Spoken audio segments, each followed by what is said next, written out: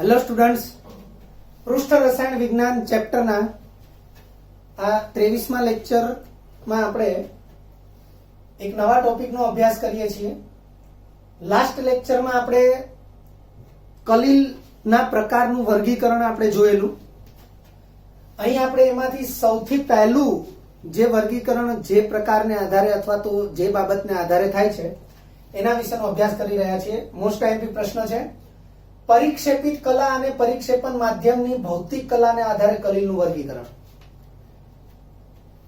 તો પરિક્ષેપિત કલા અને પરિક્ષેપણ માધ્યમ, તો પરિક્ષેપિત કલા કે જેનો જથ્થો એ ખૂબ ઓછો હોય અને પરિક્ષેપણ માધ્યમ કે જે ખૂબ વધારે જથ્થામાં હોય.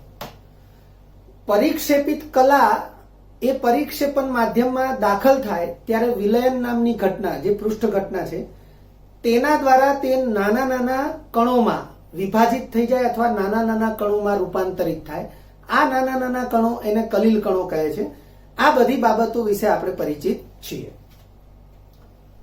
અહીં સૌથી પહેલું વિધાન છે, પરિક્ષેપિત કલા અને પરિક્ષેપણ માધ્યમની ભૌતિક અવસ્થા ઘન, પ્રવાહી કે વાયુ હોય તેના આધારે વિવિધ 8 પ્રકારની કલીલ પ્રણાલી શક્ય બને છે. એટલે 8 પ્રકારની કલીલ પ્રણાલીનું અસ્તિત્વ છે. એ 8 પ્રકારની કલીલ પ્રણાલી એ અહીં તમને આપેલી જ છે. હવે સામાન્ય રીતે આપણે આવી કોઈ બાબતને ધ્યાનમાં રાખવી જરૂરી છે કે સામાન્ય રીતે કલીલની ભૌતિક કલા તેના પરિક્ષેપણ માધ્યમની ભૌતિક કલાને સમાન રહેતી હોય છે. વિદ્યાર્થી મિત્રો, દ્રાવણો ચેપ્ટરની અંદર દ્રાવણના વિવિધ પ્રકાર, એમાં દ્રાવ્ય અને દ્રાવક. હવે દ્રાવ્ય અને દ્રાવક, એમાંથી દ્રાવ્યનું પ્રમાણ ઓછું હોય, દ્રાવકનું પ્રમાણ વધારે હોય. તો દ્રાવણનો જે પ્રકાર છે, એટલે કે દ્રાવણનું જે ભૌતિક સ્વરૂપ છે, એ સામાન્ય રીતે દ્રાવકના ભૌતિક સ્વરૂપને આધીન રહેતું હોય છે, જેનાથી તમે પરિચિત થયા છો ચેપ્ટર નંબર 2માં. સેમ અહીં પણ એવું લખ્યું છે કે કલીલ પ્રણાલીની જે ભૌતિક કલા છે એ પરિક્ષેપણ માધ્યમની ભૌતિક કલાને સમાન રહેતી હોય છે, કારણ કે પરિક્ષેપણ માધ્યમનો જથ્થો વધારે હોય છે અને પરિક્ષેપિત કલાનો જથ્થો સાપેક્ષમાં ઓછો હોય છે. એટલે સાપેક્ષમાં જે ઘટકનો જથ્થો વધારે હોય એ ઘટકની ભૌતિક કલાને સમાન એ કલીલની ભૌતિક કલા રહેશે. કલીલ બનવા માટે બંને ઘટક કલાઓ વચ્ચે અંતરાપૃષ્ઠ રચાવવું જરૂરી છે. વિદ્યાર્થી મિત્રો, આ વિધાન પાઠ્યપુસ્તકમાં નથી, પરંતુ આ વિધાનને આપણે ખાસ યાદ રાખીશું, કારણ કે પરિક્ષેપણ માધ્યમ અને પરિક્ષેપિત કલા એકબીજાના સંપર્કમાં આવશે ત્યારે વિલયન નામની જે પૃષ્ઠ ઘટના બને છે, તે પૃષ્ઠ ઘટના એ બંને ઘટકો, એટલે કે પરિક્ષેપિત કલા અને પરિક્ષેપણ માધ્યમ, એ બંને ઘટકો વચ્ચે અંતરાપૃષ્ઠની રચના કરે છે અને તેથી જ કલીલ પ્રણાલી અસ્તિત્વમાં આવે છે. આ અંતરાપૃષ્ઠની રચના થવાથી જ કલીલ પ્રણાલી એ વિષમાંગ પ્રણાલી છે. જો અંતરાપૃષ્ઠની રચના ન થાય તેમ છતાં બંને ઘટકો એકબીજામાં સંપૂર્ણપણે ભળી જાય તો એને એકરૂપ મિશ્રણ કહેવાય, એને દ્રાવણ કહેવાય, એને કલીલ કહી શકાય નહીં. એટલે આ વિધાનથી ખાસ પરિચિત રહેવું જરૂરી છે. કલીલ બનવા માટે બંને ઘટક કલાઓ, એટલે કે પરિક્ષેપિત કલા અને પરિક્ષેપણ માધ્યમ, બંને ઘટક કલાઓ વચ્ચે અંતરાપૃષ્ઠ રચાવવું જરૂરી છે. પરંતુ બે વાયુરૂપ કલાઓ વચ્ચે અંતરાપૃષ્ઠ શક્ય નથી. તેઓ એકબીજામાં ભળી જઈને હંમેશા સમાન મિશ્રણ બનાવે છે, તેથી કલીલ પ્રણાલી બનતી નથી અથવા બની શકતી નથી. એટલે વિદ્યાર્થી મિત્રો, તમે અહીંયા જોઈ શકો છો કે પરિક્ષેપણ માધ્યમ અને પરિક્ષેપિત કલા, તો પરિક્ષેપિત કલા ઘન છે, એની સામે પરિક્ષેપણ માધ્યમ ઘન, પ્રવાહી, વાયુ છે. પરિક્ષેપિત કલા પ્રવાહી છે ત્યારે એની સામે પરિક્ષેપણ માધ્યમ ફરીથી ઘન, પ્રવાહી અને વાયુ છે. પરંતુ પરિક્ષેપિત કલા વાયુ છે ત્યારે પરિક્ષેપણ માધ્યમ ફક્ત ઘન અને પ્રવાહી જ લખેલું છે. અર્થ કે અહીં પરિક્ષેપિત કલા અને પરિક્ષેપણ માધ્યમ બંને વાયુ હોય એ પ્રકારની કલીલ પ્રણાલી શક્ય નથી. જો શક્ય હોત તો 9 પ્રકારની કલીલ પ્રણાલી હોત, પરંતુ અહીં ફક્ત 8 પ્રકારની કલિલ પ્રણાલી જ શક્ય છે અને જે 9મો પ્રકાર આપણે વિચારી રહ્યા છીએ કે પરિક્ષેપિત કલા પણ વાયુ હોય અને પરિક્ષેપણ માધ્યમ પણ વાયુ હોય એવી કલિલ પ્રણાલી શક્ય નથી. અને શા માટે શક્ય નથી તો એનું કારણ અહીં લખેલું જ છે કે બે વાયુરૂપ કલાઓ વચ્ચે અંતરાપૃષ્ઠ શક્ય નથી. તેઓ એકબીજામાં ભળી જઈને હંમેશા સમાન મિશ્રણ બનાવે છે અને તેથી કલિલ પ્રણાલી બની શકતી નથી. એટલે કે બે વાયુરૂપ ઘટકો વડે કલિલ પ્રણાલી શક્ય નથી. કલિલ પ્રણાલીના પ્રકાર કોષ્ટકમાં દર્શાવેલા છે. વિદ્યાર્થી મિત્રો, આ પ્રકાર છે અને એની સાથે સાથે એના ઉદાહરણ પણ છે. કલિલના પ્રકારને વિશિષ્ટ નામ આપેલા જ છે અને એ વિશિષ્ટ નામથી જ કલિલના પ્રકારને આપણે જાણીશું. આપણે જે તે કલિલના વિશિષ્ટ પ્રકારને અનુરૂપ મૌખિક રીતે વ્યાખ્યાની ચર્ચા પણ કરીશું. એટલે ખાસ ધ્યાનમાં રાખજો. સૌથી પહેલું છે પરિક્ષેપિત કલા ઘન હોય એવા 3 પ્રકાર છે. પરિક્ષેપિત કલા ઘન તો સામે પરિક્ષેપણ માધ્યમ ઘન, પ્રવાહી અને વાયુ. તો તમે જોઈ શકો છો કે પરિક્ષેપિત કલા પણ ઘન હોય અને પરિક્ષેપણ માધ્યમ પણ ઘન હોય. તો એવો કલિલનો પ્રકાર છે એને ઘન સોલ લખ્યું છે. આવું કલિલ એ દેખાવે અથવા સ્પર્શે એ ઘન જ હોય છે. એના ઉદાહરણમાં લખ્યું છે કેટલાક રંગીન કાચ અને જેમસ્ટોન. જેમસ્ટોન, જેમ્સ થી તમે પરિચિત હશો. લોકો નંગની વીંટી પહેરતા હોય છે. આ જે નંગની વીંટી છે આ જેમ્સ કહેવાય. અને આ જે છે એ એક પ્રકારનો ઘન સોલ છે જેનું પરિક્ષેપણ માધ્યમ એટલે મોટો જથ્થો એ ઘન કલા છે અને એની અંદર પરિક્ષેપિત કલા તરીકે પણ અન્ય ઘન પદાર્થ જ હાજર છે. સેકન્ડ એટલે કે બીજા નંબરે ફરીથી પરિક્ષેપિત કલા ઘન છે અને પરિક્ષેપણ માધ્યમ પ્રવાહી છે.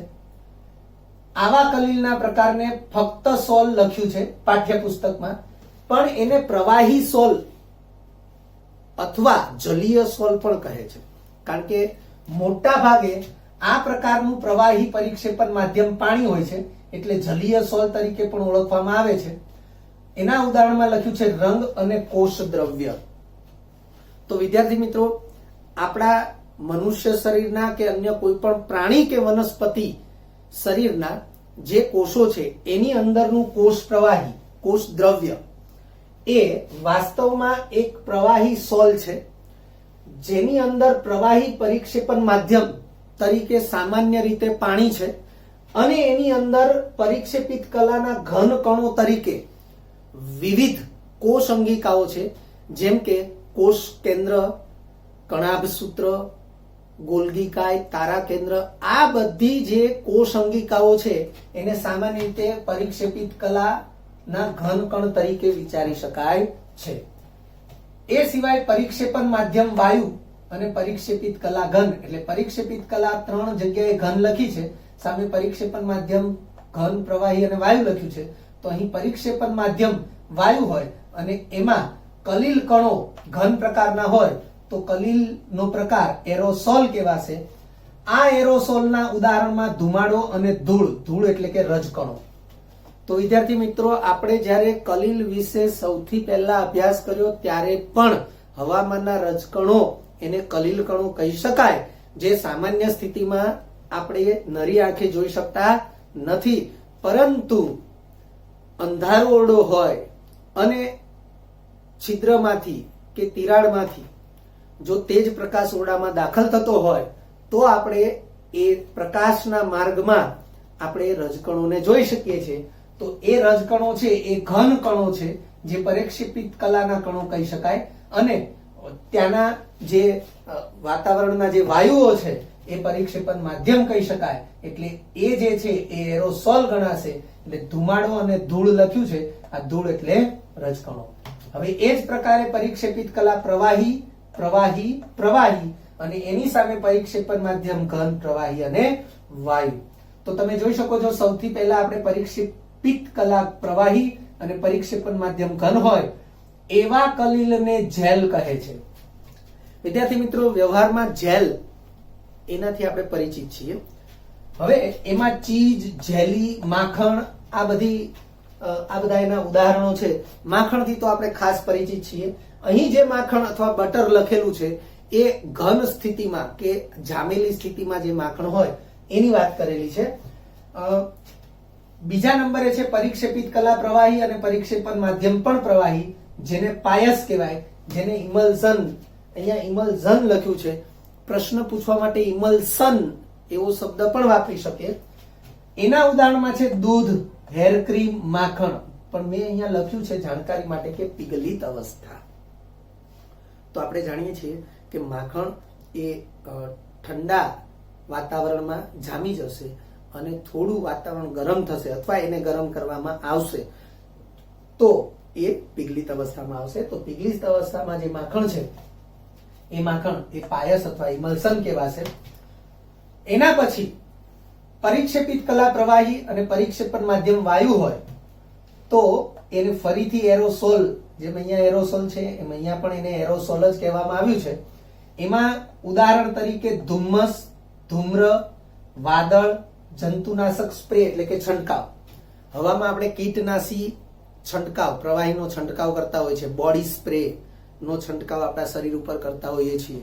તો એ જે છંટકાવ છે એટલે પ્રવાહીનો હવામાં છંટકાવ, એમાં કોઈ પણ પ્રકારનો છંટકાવ હશે એ એરોસોલ જ ગણાશે. વિદ્યાર્થી મિત્રો, તમને પરીક્ષાની અંદર એવા પ્રશ્ન પૂછી શકે છે કે જંતુનાશક સ્પ્રેનો છંટકાવ નીચેના પૈકી કયા પ્રકારનું કલીલ છે?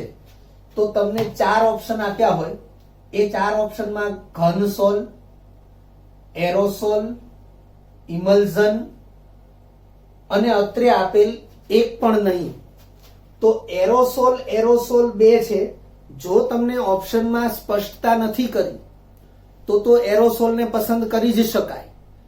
પણ એ ઉપરાંત તમને એરોસોલને અનુરૂપ જો ઓપ્શનમાં વિવિધતા આપી હોય, જેમ કે પરિક્ષેપણ માધ્યમ વાયુ અને પરિક્ષેપિત કલા પ્રવાહી પ્રકારનો એરોસોલ, પરિક્ષેપણ માધ્યમ વાયુ અને પરિક્ષેપિત કલા ઘન પ્રકારનો એરોસોલ, આવા 2 ભિન્ન ઓપ્શન આપ્યા હોય તો યાદ રાખવાનું કે જંતુનાશક સ્પ્રેનો જે છંટકાવ છે એટલે કે જંતુનાશક સ્પ્રે જે છે એ પરિક્ષેપણ માધ્યમ વાયુ અને પરિક્ષેપિત કલા પ્રવાહી હોય એ પ્રકારનો એરોસોલ ગણાશે.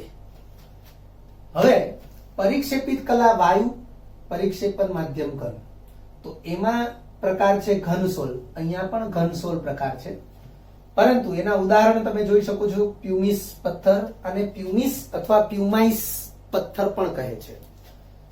ફોર્મ રબર અને ફોર્મ રબર, જે સ્પંજ ટાઈપનું રબર હોય એ ફોર્મ રબર છે. એ ઉપરાંત પરિક્ષેપિત કલા વાયુ અને પરિક્ષેપણ માધ્યમ પ્રવાહી હોય એને ફીણ પ્રકારનું કલીલ કહે છે.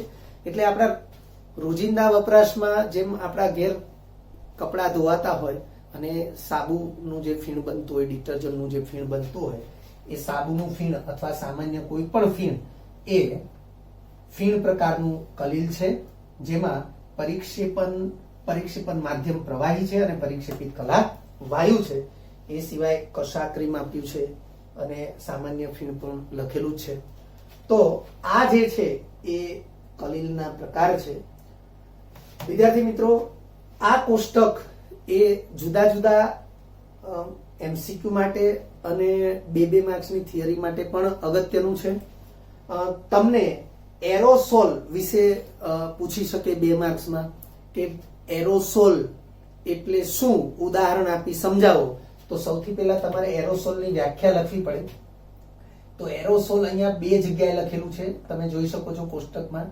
તો બંને સ્થાને એરોસોલ છે, તો તમારે એરોસોલની વ્યાખ્યા આપવી હોય તો તમે કેવી રીતે આપી શકો?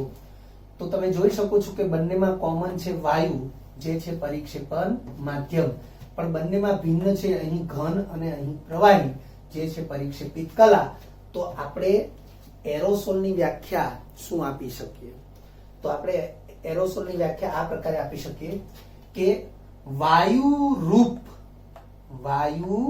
રૂપ પરિક્ષેપણ માધ્યમ તેમજ ઘન અથવા પ્રવાહી રૂપ પરિક્ષેપિત કલા ધરાવતા કલિલને એરોસોલ કહે છે.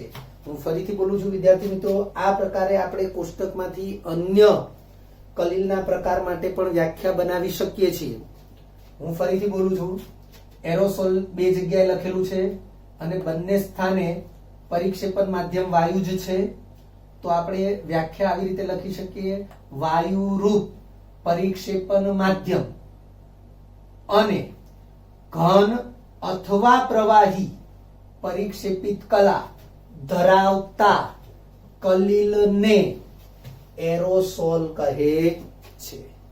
પછી ઉદાહરણ લખવાના થાય ત્યારે આપણે એવું સ્પષ્ટીકરણ કરવું પડે કે પરિક્ષેપિત કલા ઘન અને પરિક્ષેપણ માધ્યમ વાયુ હોય તેવા એરોસોલ તરીકે ધુમાડો અને રજકણો ને ગણાવી શકાય.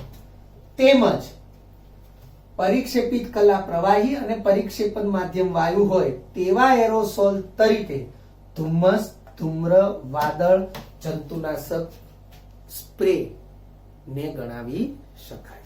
આ પ્રકારે લખવાથી આપણને 2 માર્ક્સ પૂરા મળી શકે છે.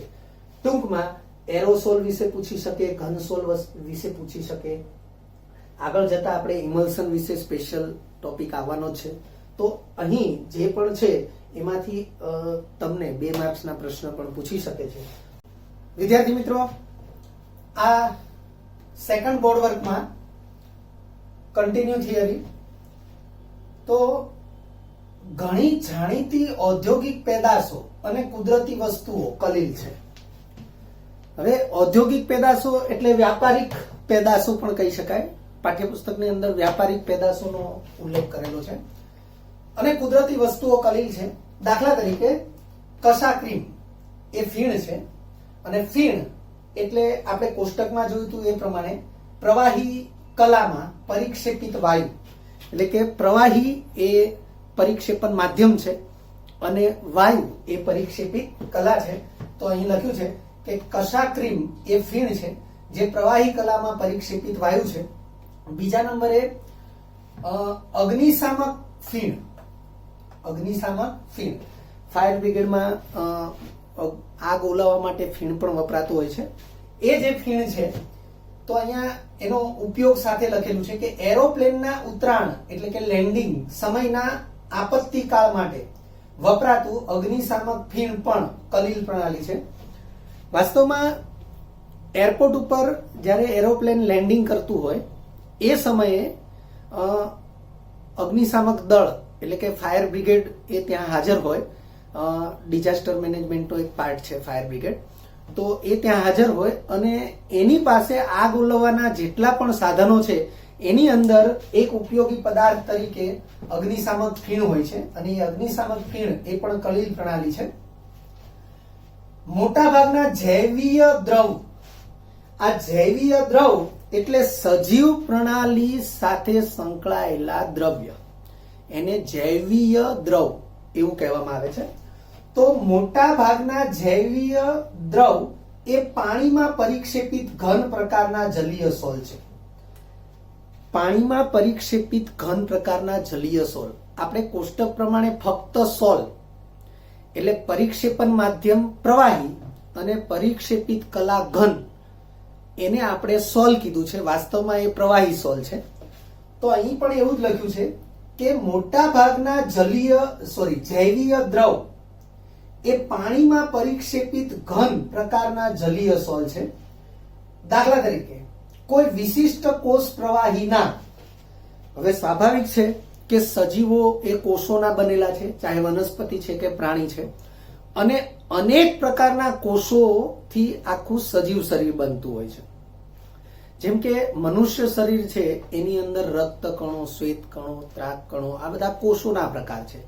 એ ઉપરાંત આપણા શરીરના અલગ અલગ ભાગો માટે પાછા અલગ અલગ પ્રકારના કોષો હોય છે.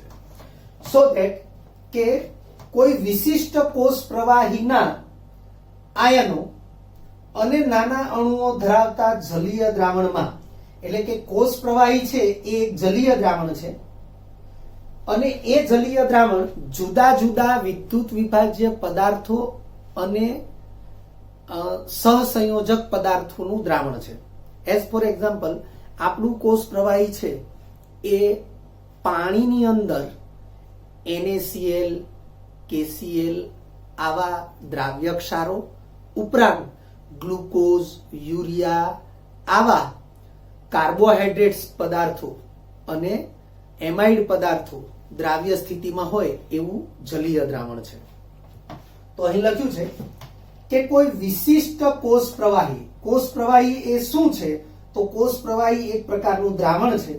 દ્રાવણ એટલે સાચું દ્રાવણ કે જેના ઘટકોને અલગ ઓળખી શકાય નહીં, પણ એ દ્રાવણમાં પ્રોટીન અને ન્યુક્લિક એસિડ જેવા દ્રવ્યો, આ પ્રોટીન અને ન્યુક્લિક એસિડ એ જૈવિક અણુઓ છે, તો પ્રોટીન અને ન્યુક્લિક એસિડ જેવા દ્રવ્યો એ કલિલમય કદના કણો તરીકે પરિક્ષેપિત હોય છે.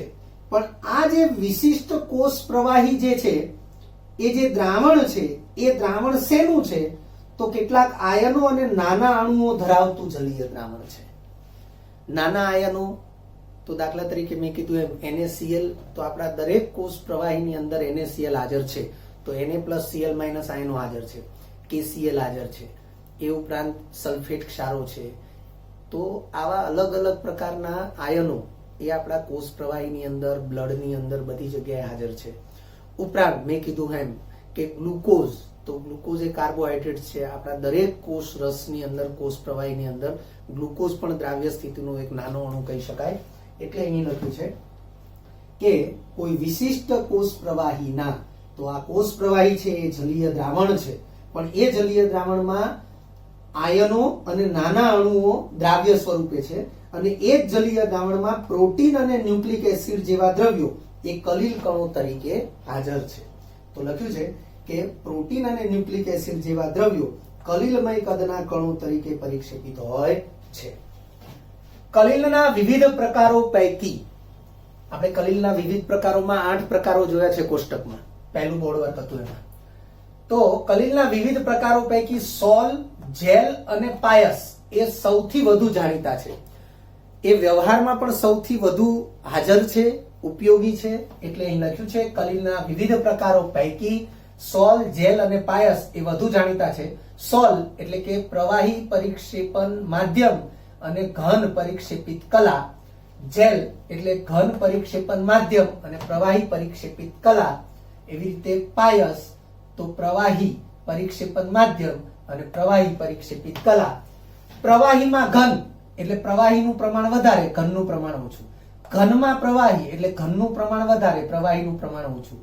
પ્રવાહીમાં પ્રવાહી એટલે આ પ્રથમ જે પ્રવાહી છે એનું પ્રમાણ વધારે, બીજું જે પ્રવાહી છે એનું પ્રમાણ ઓછું. અર્થ કે જેનું પ્રમાણ વધારે છે એ પરિક્ષેપણ માધ્યમ છે અને જેનું પ્રમાણ ઓછું છે તે પરિક્ષેપિત કલા છે. તો ફરીથી વિધાન, કલિલના વિવિધ પ્રકારો પૈકી સોલ, જેલ, પાયસ એ વધુ જાણીતા છે. આ ઉપરાંત સોલ માટે, સોલ એટલે આ પ્રવાહીમાં ઘન, એ જે આપણે જેને પ્રવાહી સોલ પણ કહી શકીએ. તો આ ઉપરાંત સોલ માટે જો પ્રવાહી પરિક્ષેપણ માધ્યમ, આપણે પ્રવાહીમાં ઘન કીધું એટલે પરિક્ષેપણ માધ્યમ પ્રવાહી થયું, તો અહીં લખ્યું છે જો પ્રવાહી પરિક્ષેપણ માધ્યમ પાણી હોય તો તે સોલને એક્વાસોલ કહે છે. એક્વાસોલને હાઇડ્રોસોલ પણ કહે છે. પાઠ્યપુસ્તકમાં એક્વાસોલ એવો જ ઉલ્લેખ છે, પરંતુ એક્વાસોલને હાઇડ્રોસોલ કહે છે એવું પણ યાદ રાખવું જરૂરી છે. પરીક્ષામાં 2 માર્ક્સનો પ્રશ્ન પૂછાય, એક્વાસોલ અને આલ્કોસોલ ની વ્યાખ્યાઓ આપો, અથવા એક્વાસોલ અને આલ્કોસોલ એટલે શું? તો તમારે ફક્ત ને ફક્ત આ 2 વ્યાખ્યાઓ લખવાની આવે. તો પહેલી વ્યાખ્યા, જો પ્રવાહી પરિક્ષેપણ માધ્યમ પાણી હોય તો તે સોલને એક્વાસોલ અથવા હાઇડ્રોસોલ કહે છે. જો પ્રવાહી પરિક્ષેપણ માધ્યમ તરીકે આલ્કોહોલ હોય તો તે સોલને આલ્કોસોલ કહે છે. હવે અહીંયા મેં કેટલીક વ્યાખ્યાઓ લખી છે. આમ તો આપણે કોષ્ટક જે હતું એની અંદર વિવિધ કલિલના પ્રકારો જે હતા ત્યારે આપણે અમુક વ્યાખ્યાઓ મૌખિક ચર્ચા કરેલી. એ જ વ્યાખ્યાઓ છે. ઘન સોલની વ્યાખ્યા, જો કલિલનું પરિક્ષેપણ માધ્યમ ઘન હોય તેમજ પરિક્ષેપિત કલા ઘન કે વાયુ હોય તો તેને ઘન સોલ કહે છે. ખાસ ધ્યાન રાખી લો, પરિક્ષેપણ માધ્યમ તરીકે ફરજિયાત ઘન જ હોય, પરંતુ પરિક્ષેપિત કલા તરીકે ઘન કે વાયુ હોય તો તેવા સોલને ઘન સોલ કહે છે.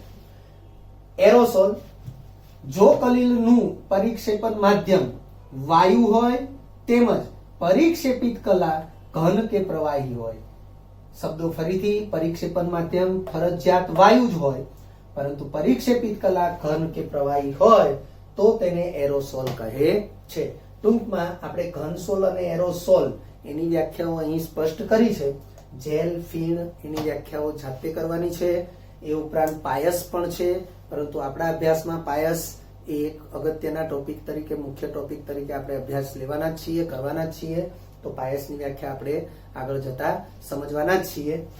ટૂંકમાં પરિક્ષેપિત કલા અને પરિક્ષેપણ માધ્યમની ભૌતિક કલાને આધારે કલીલનું વર્ગીકરણ એવું જો પરીક્ષામાં પૂછાય તો તમારે કોષ્ટકનો ઉલ્લેખ ખાસ કરવો જરૂરી છે, ઉદાહરણ સાથે. અને પછી આ ઉદાહરણ સહિત અમુક લાક્ષણિક બાબતો લખેલી છે એને પણ ધ્યાનમાં રાખવી અથવા એને પણ લખવી જરૂરી છે. વિદ્યાર્થી મિત્રો, જો તમને આ વિડીયો લેક્ચર ગમ્યો હોય તો લાઇક આપજો, શેર કરજો અને સબસ્ક્રાઇબ પણ કરજો. અગાઉના લેક્ચરનું રિવિઝન અને પાઠ્યપુસ્તકનું વાંચન કરતા રહેજો. આ લેક્ચર અંગે કોઈ પણ ડિફિકલ્ટી હોય તો મને વોટ્સઅપ કરી શકાય. આભાર. ફરી મળીશું નવા વિડીયો લેક્ચરમાં.